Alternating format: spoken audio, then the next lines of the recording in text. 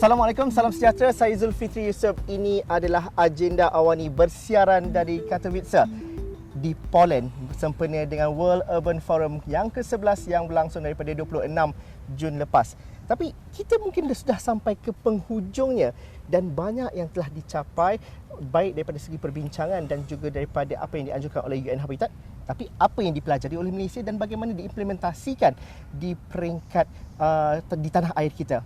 Datuk Seri Rizal Naina Merican merupakan Menteri Perumahan dan Kerajaan Tempatan bersama dengan saya. Kita berjalan-jalan di taman hari ini, Datuk Seri. Weather pun hari ini bagus. Weather hari ini bagus. Tapi Datuk Seri, akhirnya sendiri, ini penyertaan Malaysia yang saya kira yang agak besar. 200 delegasi kita, pelbagai agensi. Apa yang kita dapat simpul dan rumuskan penyertaan Malaysia dalam World Urban Forum kali ke-11 ini? Saya Zul, macam mana Zul sebut tadi, ini adalah penyertaan Malaysia yang kelima berturut-turut. Dan agak menakjubkan dalam penyertaan ketiga kita sudah pun menjadi tuan rumah kepada WUF yang ke-9. Dan WUF ke-9 itu telah mencatatkan satu kejayaan yang hebat dengan kehadiran hampir 24,000 delegates daripada 165 negara. Yang ketika itu semuanya berkumpul di Kuala Lumpur. Dan yang lebih kata memberi kebanggaan kepada kita ialah kerana Executive Director ataupun Under Secretary of UN Habitat sekarang ni adalah Datuk Paduka Maimunah Sharif. Betul. Mungkin Zul tengok sendiri bagaimana beliau ketika memberi ucap utama semalam atau ketika pembukaan. Saya tak mau nak sebut dia sebagai menteri mewakili sebuah negara, tapi saudara boleh lihat dia dapat tepukan jauh lebih kuat daripada pemimpin negara tersebut. Saya rasa antara pengalaman yang paling menarik sekali di WUF yang ke-11 ini apabila Datuk Seri Maimunah ketika majlis perasmian, orang kata budak-budak mereka tu macam rockstar lah. Ya. Dan bukan saja itu, tapi dalam sisi-sisi lain dengan Datuk Seri kan? Ya. Okey. Maka sebab itu saya fikir ini adalah kata satu masa yang amat penting dan juga orang kata it is timely for Malaysia untuk mengambil peluang. Satu, kita dah jadi tuan rumah. Betul. Kedua, kita ada anak Malaysia yang berjuang di UN Habitat dan diberi pengiktirafan sehingga kan Antonio Guterres sendiri beri pengiktirafan kepada beliau. Dan saya lihat ini ada peluang. Sebab itulah penyertaan kita pada kali ini kita lihat ada 3 perkara yang saya fikir penting. Saya sebut sebagai 3B lah. Pertama, kita nak belajar daripada the member states under UN Habitat. Rakan-rakan rangkaian network kita tentang soal kata sustainable urbanization, new urban agenda, pengamalan smart city, roadmap di negara, kejayaan so far, and exchanges of kata knowledge, experiences, dan yang paling penting ialah best practices. Betul. Apa salahnya kalau kita lihat di dengan negara tertentu yang mengamalkan best practices yang boleh digunakan untuk menjadikan di negara kita ni pembangunan perbandaran menjadi lebih lestari, mampan dan yang paling penting berdaya tahan dan juga berdaya huni. Dan keduanya adalah selain daripada kita belajar, kita juga nak berkongsi dengan dunia apa Ni yang B kita yang kedua. Ni B yang kedua. We want to share. Agak menakjubkan bila mana negara-negara lain juga melihat banyak yang telah dilakukan oleh Malaysia. Kita berada atas track. Banyak dasar-dasar yang sebagaimana yang disebut oleh Datuk Maimunah dalam 160 negara yang dah ada National Urban Policy. Tak sampai 70 pun. Dan kita ada daripada 2006. Yes, kita daripada 2006. Berarti kita agak terkehadapan dalam banyak hal dalam soal melihat kepada new urban agenda. Dan yang ketiga yang paling penting yang saya lihat adalah untuk kita meluaskan ataupun untuk melihat kata kita nak bina B ketiga ni, kita nak bina network. Kalau lihat ucapan saya yang terakhir itu saya sebut I look forward for a more extensive network of collaboration. Sebab kena ingat WUF 11 ini dia bukan bersifat legislatif. Ramai orang akan kata macam apa yang dihasil ataupun dicapai polisi dibuat contohnya kan. Tapi dia lebih bersifat kata perkongsian antara stakeholders. Jadi perkongsian antara kata networking, jaringan-jaringan kerjasama ni amat penting. Sebagaimana yang Datuk Maimunah sudah sebut, kita tak boleh kata melakukan suatu agenda ni in silo. Di dalam negara pun kita tak boleh in silo, bersama dengan rakan-rakan di rantau kita maupun di seluruh dunia kita tak boleh bertindak secara silo. The more we are connected to the networking, the better off we are. So saya fikir Ini adalah antara 3 the take away daripada Wolf 11 yang saya boleh simpulkan secara ringkas. Datuk Seri dah sebut ni tak boleh kerja secara silo.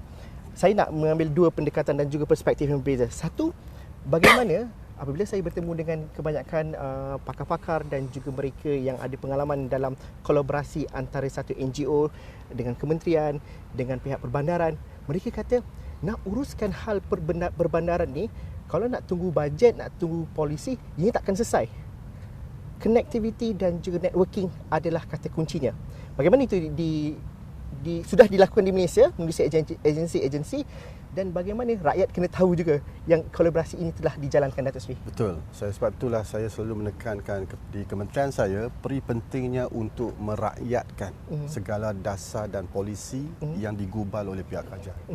Tak guna kita buat sesuatu dasar dan polisi kalau ia bersifat self-indulgence, syok sendiri. Ada dekat dalam buku, ada dalam KPI. Ya, tapi kita nak biar rakyat boleh hadam, comprehensible, boleh faham dan akhirnya menjadi darah daging amalan mereka. Semalam salah satu perkara yang kita sebut dan saya lihat tak banyak negara sebut adalah soal circular economy, pengamalan ekonomi kitaran yang melihat kepada transformasi daripada linear ekonomi. Ini membabitkan soal pengurusan sisa pepejal. Ada kaitan tentang soal climate change, ada kaitan soal tentang alam sekitar.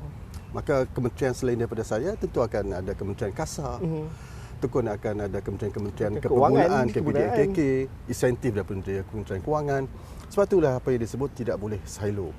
Alhamdulillah pada waktu sekarang ni, isu-isu yang membabitkan perkara-perkara yang diletakkan peri pentingnya, kita angkat menjadi isu yang paling utama. Saya dalam proses untuk menubuh Majlis Sekitaran Negara yang insya-Allah akan dipengerusikan oleh Perdana Menteri, menjadikan ia lebih dipusatkan untuk melihat all inisiatif dapat diintegrate dan menjadikan kesungguhan kita untuk mencapai perkara-perkara di bawah sustainable urbanization, new urban agenda, smart city roadmap dapat dijayakan dengan lebih tuntas. Datuk Seri, mungkin ramai menonton kata ekonomi kitaran ni macam mana, dan juga mungkin kita dapat fahami secara mudahnya kerana akhirnya partisipasi daripada mereka.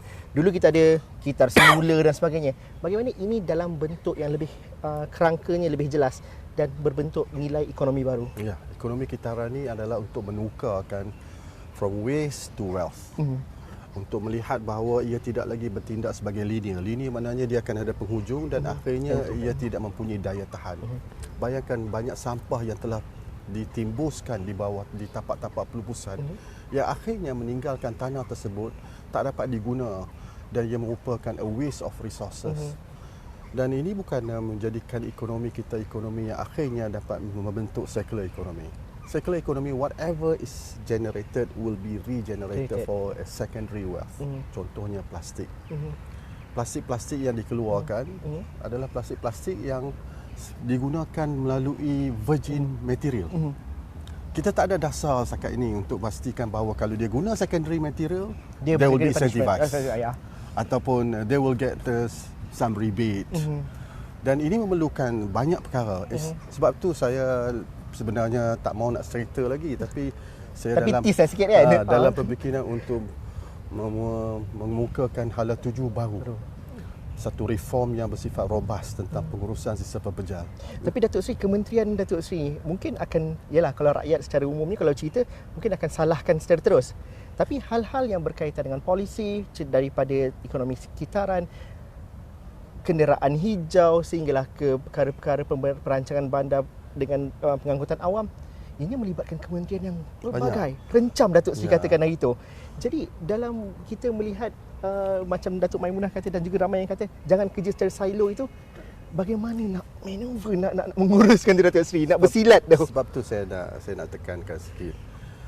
Kita ada challenges, cabaran tersendiri kerana kita mempunyai set perlembagaan yang barangkali berbeza dengan negara lain. Saya bagi contoh, kita ada dalam sebuah perlembagaan, kita ada dia panggil federal list, dia ada state list, dia ada concurrent list. Federal list seperti education, healthcare.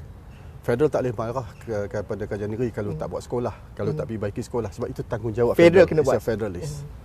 Kalau state list soal tanah, soal air. Kalau air tak dapat supply, bukan salah kerajaan federal, state government. Yang ketiganya concurrent list bersama.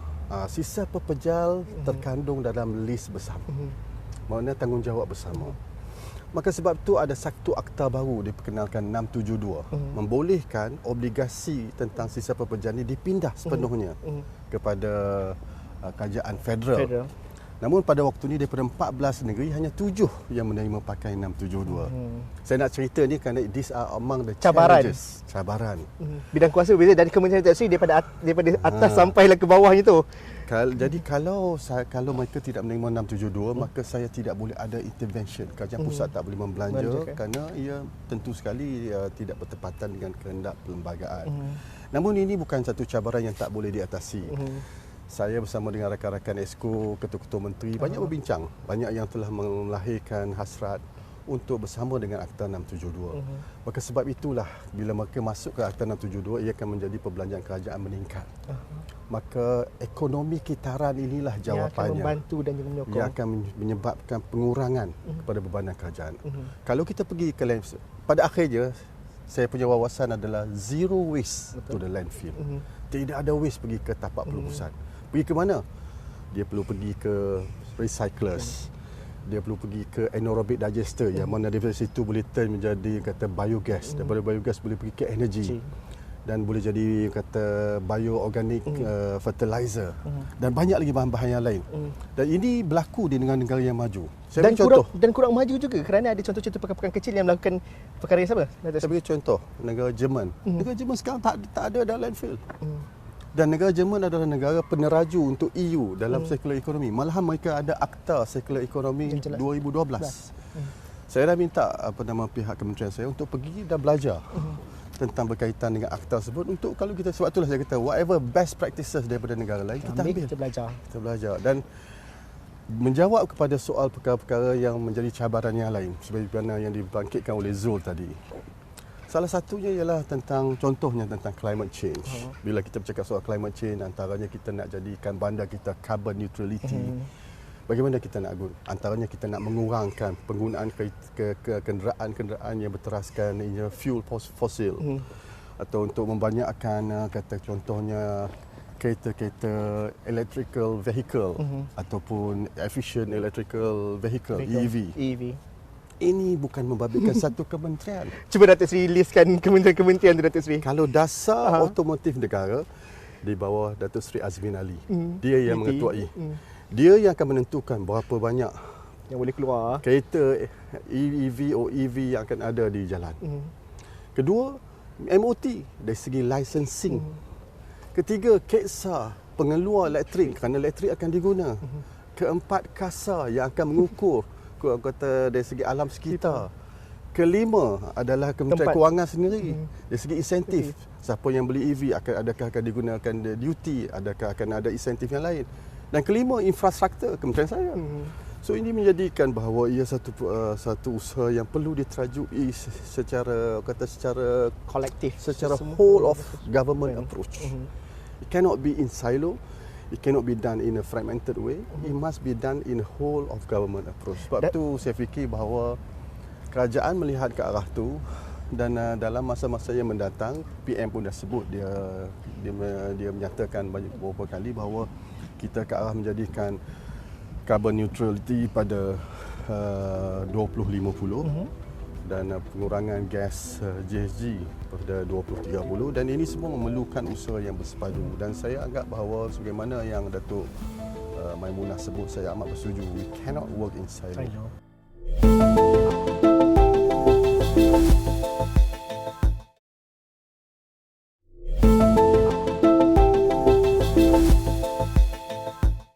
Datuk Seri, satu perkara lagi, ada juga amalan baik yang telah kita lakukan, kita mulakan.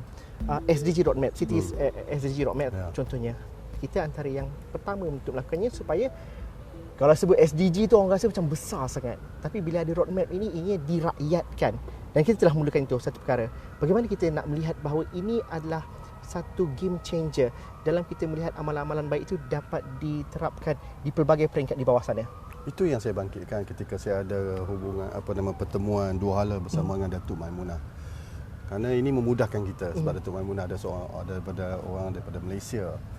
Kerana kita dah lihat bahawa kita nak dapat accreditation daripada UN Habitat.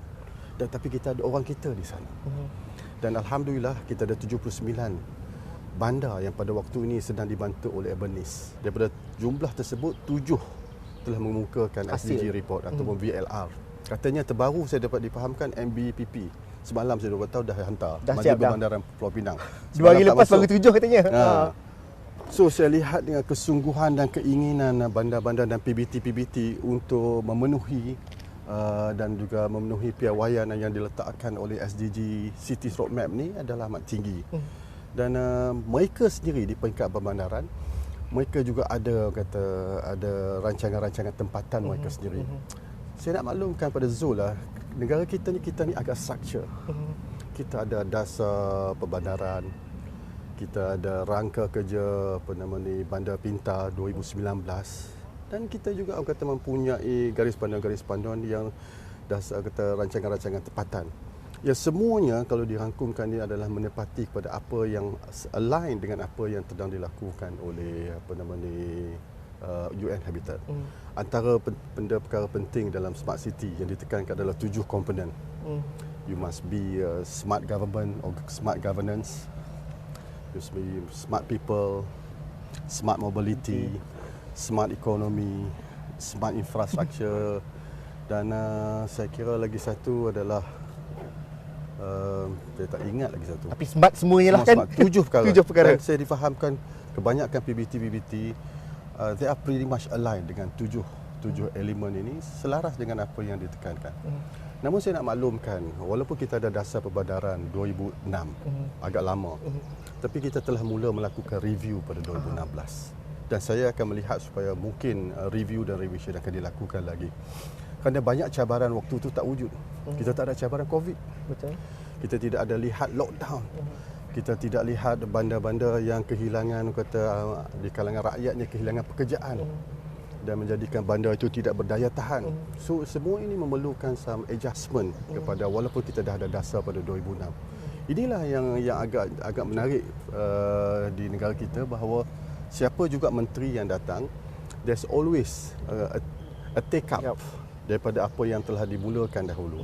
Kalau barangkali yang dimulakan dahulu zaman Datuk Seri Ong Kah Chuan barangkali, kemudian diteruskan oleh Rahman Dahlan, Noh Omar, Datuk Zuraidah, dan saya melihat saya perlu membawa to another higher scale untuk melihat kepada cabaran-cabaran yang sedang berlaku. Kita ada tempoh yang mana berlaku disruption yang agak luar biasa, unprecedented. So ia memerlukan juga perkembangan dan memerlukan adjustment yang berbeza daripada sejauh mana adjustment itu dilakukan dengan cepat? Kerana polisi dasar itu juga disebut dengan secara jelas oleh Datuk Maimunah. Kita kalau di kalangan negara-negara ASEAN contohnya jauh ke hadapan. Kita dah ada dasar itu secara menyeluruh. Tapi itu sujud cabaran bagi kita bahawa penambahbaikan itu perlu dilakukan segera supaya akta yang sedia ada relevan dengan kehendak semasa. Tapi Datuk Seri di peringkat kementerian sebagai pembuat dasar, susah tak nak lakukan adjustment tu? Susah. So kalau rakyat kata dah ada, buat je lah. Tapi sebenarnya sebab bila soal dasar dan soal pelaksanaan dasar dan soal the real thing that happen on the ground adalah 3 perkara berbeza. Saya bagi contoh, sebab itulah saya memperkenalkan indeks daya huni Malaysia. Sebab saya lihat sebelum ini banyak pembangunan-pembangunan dan juga pembinaan-pembinaan terutamanya perumahan yang sebenarnya dilakukan secara yang tidak terancang dan akhirnya menyebabkan tahap-tahap daya huni, the aspect of livability ini tidak diberi perhatian penuh. Sebab itu antara yang diberi tekan 6 faktor atau 6 perkara teras yang disebut dalam agenda IDAM itu, dia perlu ditekan, perlu jadikan garis panduan. Saya bagi contoh yang paling simple, bila mana berlaku 2 tahun MCO, kita lihat projek perumahan rakyat umpamanya, yang dibina untuk siapa? Untuk orang miskin. Mereka diberi untuk menyewa RM124. Malahan kerajaan memberi tax free. Mereka membawa balik. Tapi malangnya mereka tak dapat lakukan kerana PDPR, kerana the last mile connectivity was very low. Aspek daya huni amat rendah.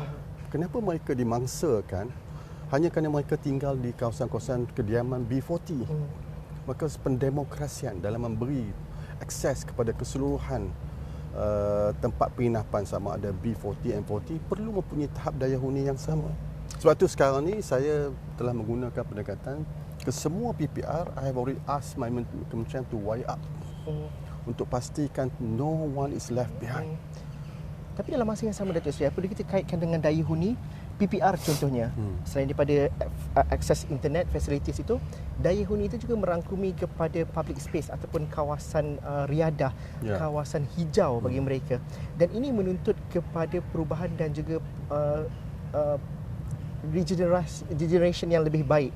Kerana ada PPR yang agak lama. Mencabar tu Datuk Seri, bagaimana nak dilakukan tu Datuk Seri? Siapa yang stakeholder yang perlu terlibat? Sekarang ni kita dah ada satu garis panduan untuk pembangunan bandar semula. Dan kita belum ada akta lagi. Kerana akta barangkali adalah suatu benda yang bukan mudah kerana kita mempunyai different negeri, different pendekatan. Berbeza dengan Singapura, berbeza dengan Hong Kong. They can always have kata Urban Renewal Act. Akan tetapi saya melihat untuk menuju ke arah itu, untuk pastikan pembangunan, dulu kita sebut sebagai soal pembangunan, development, but ada tempat-tempat sekarang yang memerlukan redevelopment. Dia dah terlampau banyak. Satu kawasan tu kawasan yang tak berdaya huni. Kawasan tu kawasan menjadi kata less economic punya kata value. Dah tak ada economic value.